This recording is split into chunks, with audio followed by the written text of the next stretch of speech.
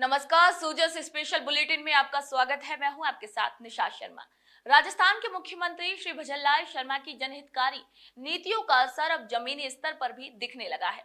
नसीराबाद के राजकीय सामान्य चिकित्सालय में अब पर्ची बनवाने के लिए मरीजों को घंटों कतार में नहीं लगना पड़ेगा। जी हां, अस्पताल में ऑनलाइन ओपीडी और आईपीडी रजिस्ट्रेशन की सुविधा शुरू कर दी गई है। आइए एक नजर डालते हैं सूजस की इस खास बुलेटिन पर। राजस्थान सरकार द्वारा स्वास्थ्य सुविधाओं को डिजिटल बनाने की दिशा में एक और महत्वपूर्ण कदम उठाया गया है। नसीराबाद के राजकीय सामान्य चिकित्सालय में मुख्यमंत्री श्री भजनलाल शर्मा के निर्देश पर ऑनलाइन ओपीडी और आईपीडी रजिस्ट्रेशन प्रणाली की शुरुआत की गई है। अब मरीज अस्पताल परिसर में लगे क्यूआर कोड को स्कैन करके अपने मोबाइल से ही रजिस्ट्रेशन कर सकते हैं।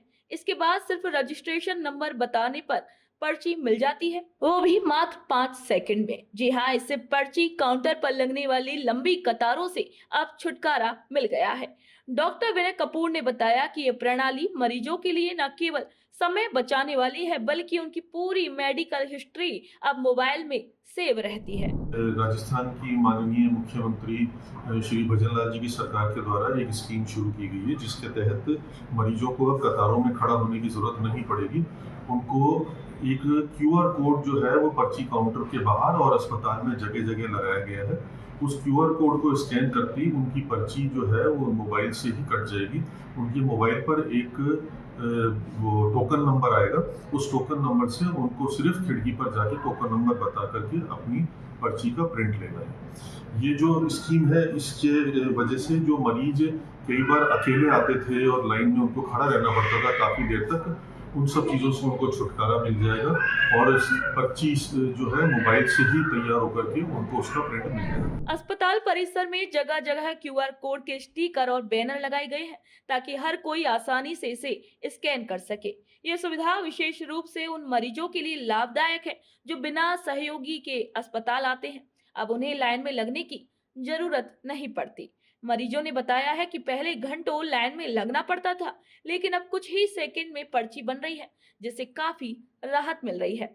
अस्पताल प्रभारी श्री मनीष खींची ने ये बताया कि योजना की निगरानी भी लगातार की जा रही है और इसी के लिए तकनीकी सहायता भी हर वक्त उपलब्ध है, ताकि मरीजों को किसी भी तरीके की कोई परेशानी ना हो।